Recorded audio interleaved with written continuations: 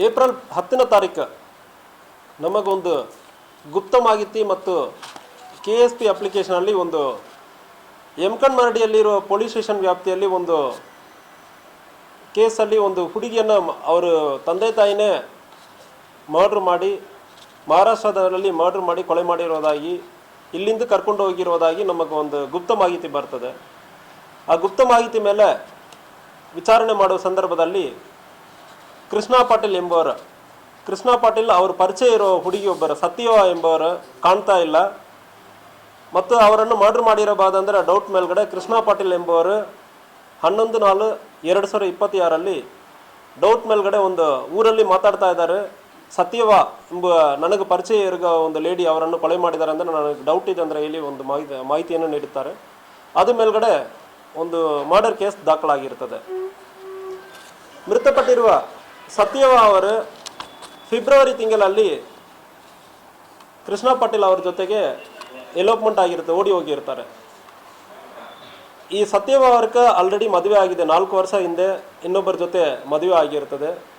So ಮದುವೆ ಆಗಿ ನಂತರ ಅವ್ರಿಗೆ 12 ವಯಸ್ಸಲ್ಲಿಯೇ ಒಂದು ಫಿಕ್ಸ್ ಆಗಿರ್ತದೆ, ಅವ್ರಿಗೂ ಮದುವೆ ಮಾಡಬೇಕಂದ್ರೆ, ಅವ್ರ ಗಂಡನಕ್ಕೂ ಮದುವೆ ಮಾಡಬೇಕಂದ್ರೆ ಹಣಬರಟ್ಟಿಯಲ್ಲಿರೋರೊಬ್ಬರ ಜೊತೆ ಮದುವೆ ಆಗ್ತದೆ.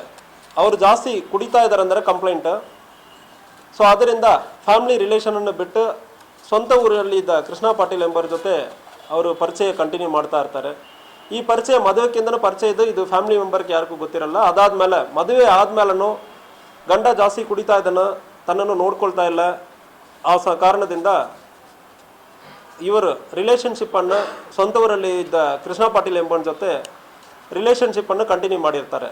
ರಿಲೇಷನ್ಶಿಪ್ಪನ್ನು ಕಂಟಿನ್ಯೂ ಮಾಡಿ at one point of time February ತಿಂಗಳಲ್ಲಿ ಇವರು ಎಲೋಪ್ಮೆಂಟ್ ಆಗುತ್ತದೆ. ಫೆಬ್ರವರಿ 14ನೇ ತಾರೀಕು ಕೃಷ್ಣ ಪಾಟೀಲು ಸತ್ಯವ ಅವರು ಓಡಿ ಹೋಗಿರ್ತಾರೆ. ಸೊ 2 ಕಡೆ ಯಮಕನಮರಡಿಯಲ್ಲಿ ಕೃಷ್ಣ ಪಾಟೀಲ್ ಮಿಸ್ಸಿಂಗ್ ಆಗಿದ್ದಾನಂದರೆ ಕಂಪ್ಲೇಂಟ್ ಆಗುತ್ತದೆ. ರಾಯಬಾಗ್ ಪೊಲೀಸ್ ಸ್ಟೇಷನ್ ವ್ಯಾಪ್ತಿಯಲ್ಲಿ ಸತ್ಯವ ಅವರು ಮಿಸ್ಸಿಂಗ್ ಆಗಿರೋದು ಕಂಪ್ಲೇಂಟ್ ಆಗುತ್ತದೆ. ಸೊ ಅದಾದಮೇಲೆ ಮಾರ್ಚ್ ತಿಂಗಳಲ್ಲಿ ಇವರಿಬ್ಬರು ಪತ್ತೆ ಮಾಡಿ ಕೃಷ್ಣ ಪಾಟೀಲ್ ಸ್ವಂತ ಊರಿಗೆ ಬರ್ತಾನೆ. ಸತ್ಯವ ಅವರು ನಾವು ಈಗ ಸ್ವಂತ ಊರಿಗೆ ಹೋಗೋದು ಬೇಡ ಅಂದರೆ ಹೇಳಿಬಿಟ್ಟು ಮಹಾರಾಷ್ಟ್ರ ಕಡೆ ಸಿರ್ಗೋಲ್ ಕಡೆ ಕರ್ಕೊಂಡು ಹೋಗ್ತಾರೆ. ಸಮಾಧಾನ ಮಾಡ್ತೀವಿ ಅಂದರೆ ಹೇಳುವಾಗ ಆಯ್ತಂದರೆ ಇವರು ಹೋಗ್ತಾರೆ. ಮಹಾರಾಷ್ಟ್ರನಲ್ಲಿ ಸಿರ್ಗೋಲ್, ಮೀರಜ್ ಪಕ್ಕದಲ್ಲಿರುವ ಸಿರ್ಗೋಲ್ ಅಂದರೆ ಗ್ರಾಮ, ಹಳ್ಳಿಗೆ ಹೋಗಿ ಇವರು ಹೇಳುವವರ ಕಮ್ಯುನಿಟಿ ಇರ್ತಾರೆ. ಅಲ್ಲಿ ಟೆಂಟ್ ಹಾಕ್ಕೊಂಡು ಸತ್ಯವ, ಅವ್ರ ತಾಯಿ ಅಕ್ಕವ್ವ ಮತ್ತು ತಮ್ಮ ಶಾನೂರು, ಇವರು ಚಿಕ್ಕಪ್ಪ ಪ್ರಕಾಶ್ ಭೀಮಪ್ಪ ಹೇಳುವರು ಮತ್ತು ಅಕ್ಕನ ಗಂಡ ಕಲ್ಲಪ್ಪ ಮತ್ತು ಎಲ್ಲರೂ ಒಂದು ಕಡೆ ಕ್ಯಾಂಪ್ ಮಾಡಿ ಇವರನ್ನು ಸಮಾಧಾನ ಮಾಡೋದಕ್ಕೆ ಪ್ರಯತ್ನ ಮಾಡ್ತಾರೆ.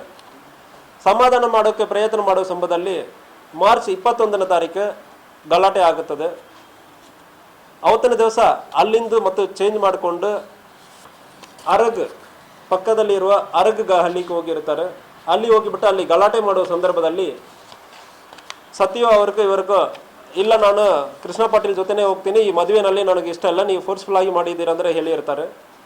ಸೊ ಆದರೆ ಕೂಡ ಮದುವೆ ಆಗಿರೋ ಹುಡುಗಿ ನಮ್ಮನೆಯಿಂದ ಇನ್ನೊಬ್ಬರ ಜೊತೆ ಹೋಗ್ತಾರ ಇದ್ದಾರೆ. ಆ ಕಾರಣದಿಂದ ಎಲ್ಲರೂ ಸೇರಿ ತಾಯಿಗೆ ಅವ್ರಿಗೆ ಗಲಾಟೆ ಆಗ್ತದೆ. ಫಸ್ಟ್ ಸತ್ಯವ ತಾಯಿಯನ್ನು ಕೆಳಗೆ ತಳ್ತಾರೆ. ಆ ಸಂದರ್ಭದಲ್ಲಿ ಚಿಕ್ಕಪ್ಪ ಆದ ಹುಡುಗಿ ಸತ್ಯವ ಅವರ ಚಿಕ್ಕಪ್ಪ ಆದ ಪ್ರಕಾಶ್ ಭೀಮಪ್ಪ ಹೇಳುವರು, ಅಣ್ಣನ ಶಾನೂರ್ ಸದಾಶಿವ ಹೇಳುವರು ಮತ್ತು ಅಕ್ಕನ ಗಂಡ ಕಲ್ಲಪ್ಪ 3 ಜನ ಸೇರಿ ಫೋರ್ಸ್ಫುಲ್ ಆಗಿ ಪಾಯ್ಸನನ್ನು ಕೊಟ್ಟಿರೋದು ಕಂಡು ಬಂದಿರ್ತದೆ. ಪಾಯ್ಸನನ್ನು ಕೊಟ್ಟು ಒಂದು ಅರ್ಧ ತಾಸಲ್ಲಿ ಅವತ್ತು ರಾತ್ರಿ ಡೆತ್ ಆಗ್ತಾರೆ.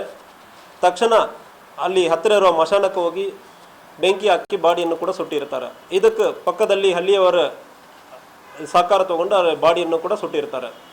ಸೊ ಉಳಿದವ್ರಿಗೆ ಏನಂದ್ರೆ ಹೇಳಿರ್ತಾರೆ, ಇವ್ರಿಗೆ ಲೋ ಬಿ ಪಿ ಆಗಿದೆ, ಲೋ ಬಿ ಪಿ ಆಗಿರೋದ್ರಿಂದ ಡೆತ್ ಆಗಿರೋದಾಗಿ ಸುತ್ತಮುತ್ತ ಇರೋವರೆಗೂ ಮತ್ತು ಯಮಕನಮರಡಿಯಲ್ಲಿ ಇರುವ ರಿಲೇಟಿವ್ಸ್ಗೆ ಹೇಳಿರ್ತಾರೆ. ಸೊ ಊರಿನವ್ರಿಗೆ ಡೌಟ್ ಇದ್ರೂ ಕೂಡ ಯಾವುದು ಮಾಹಿತಿ ನೀಡಿರುವುದಿಲ್ಲ.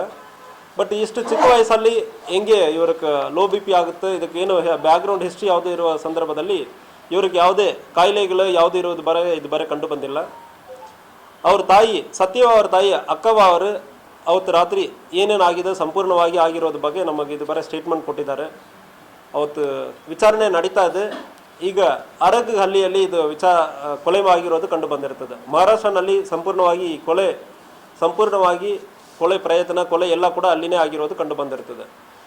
ಎಮ್ಕನ್ ಮರಡಿ ನೇಟಿವ್ ಇರೋದ್ರಿಂದ ನಮ್ಮ ವ್ಯಾಪ್ತಿಯಲ್ಲಿ ಇರೋ ಯಾರೋ ಒಬ್ಬರಿಗೆ ಏನೋ ಆಗುತ್ತಂದ್ರೆ ಅದು ಬೇರೆ ಕಡೆ ಆಗುತ್ತಂದ್ರೆ ಕೂಡ ಅದಕ್ಕೆ ಬೇಸಿಕ್ ಜವಾಬ್ದಾರಿ ನಮಗೂ ಕೂಡ ಇರ್ತದೆ. ಸೊ ಎಲ್ಲಿಯೇ ಆಗುತ್ತಂದ್ರೆ ಕೂಡ ಆ ಸಂದರ್ಭದಲ್ಲಿ ನಾವು ಬಿಡಲ್ಲ. ಅದಕ್ಕಾಗಿ ನಮ್ಮ ಎಮ್ಕನ್ ಮರಡಿ ಇನ್ಸ್ಪೆಕ್ಟರ್ ಜಾವಿದ್ ಅವರು ಕೂಡ ತಕ್ಷಣ FIR ಅನ್ನು ತಗೊಂಡು ಅಲ್ಲಿ ಸ್ಥಳಕ್ಕೆ ಹೋಗಿ ವಿಚಾರಣೆ ಮಾಡಿ ಆರೋಪಿಗಳ 3 ಜನನ್ನು ಕೂಡ ಅರೆಸ್ಟ್ ಮಾಡಿದ್ದಾರೆ. ಆರೋಪಿಗಳ ಪ್ರಕಾಶ್ ಇವನು ಚಿಕ್ಕಪ್ಪ ಆಗಬೇಕಾಗುತ್ತದೆ. ಸತ್ಯ ಅವರ ತಂದೆ ಸುಮಾರು ಒಂದು 15-20 ವರ್ಷ ಹಿಂದೆನೇ ತೀರಿ ಹೋಗಿರ್ತಾರೆ. ಅದಾದಮೇಲೆ ಈ ಪ್ರಕಾಶ್ ಎಂಬವನೇ ಈ ಮನೆಯನ್ನು ನೋಡ್ಕೊಳ್ತಾನೆ. ಸತ್ಯವಾಗ ಒಟ್ಟು 3 ಅಕ್ಕ, 1 ಅಣ್ಣ ಇದ್ದಾರೆ. ಸೊ ಅದರಲ್ಲಿ ಒಂದು ಅಕ್ಕನ ಗಂಡ ಕಲ್ಲಪ್ಪ ಅವನು ಕೂಡ ಸೇರಿ ಕೊಲೆ ಮಾಡಿರ್ತಾನೆ. ಶಾನೂರ್ ಒಂದು ಅಣ್ಣ, ಇವನು ಸೇರಿ ಈ ಕೊಲೆಯನ್ನು ಮಾಡಿರೋದು ಕಂಡು ಬಂದಿರ್ತದೆ. ಈ ಕೊಲೆಯಲ್ಲಿ ಇನ್ನೂ ಬೇರೆ ಯಾರು ರಿಲೇಟಿವ್ ಯಾರು ಭಾಗವಹಿಸಿದ್ದಾರೆ ಎಂಬುದು ಬಗ್ಗೆಯೂ ಕೂಡ ವಿಚಾರಣೆ ನಡೀತಾ ಇದೆ. ಆಲ್ರೆಡಿ 3 ಜನ ಆರೋಪಿಗಳ ಬಂಧನ ಮಾಡಿದ್ದೀವಿ. ಕೇಸ್ ಅಲ್ಲಿಯೇ ಆಗಿರೋದ್ರಿಂದ, ಮಹಾರಾಷ್ಟ್ರದಲ್ಲಿಯೇ ಸಂಪೂರ್ಣ ಆಗಿರೋದ್ರಿಂದ ಕೇಸನ್ನು ಕೂಡ ಈಗ ಮಹಾರಾಷ್ಟ್ರಕ್ಕೆ ಹ್ಯಾಂಡ್ ಓವರ್ ಮಾಡಬೇಕಾಗುತ್ತದೆ.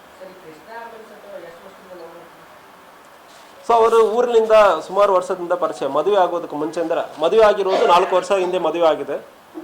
ಸೊ ಮದುವೆ ಆಗೋದಕ್ಕೆ ಮುಂಚೆಯಿಂದ ಕೂಡ ಪರಿಚಯ ಅಂದರೆ ಹೇಳ್ತಾ ಇದ್ದಾರೆ. ಈ ಮದುವೆಯಲ್ಲಿ ಈ ಹುಡುಗಿಗೆ ಇಷ್ಟ ಇಲ್ಲ ಅಂದರೆ ಹೇಳ್ತಾ ಇದ್ದಾರೆ. ಸೊ ಅದರಿಂದ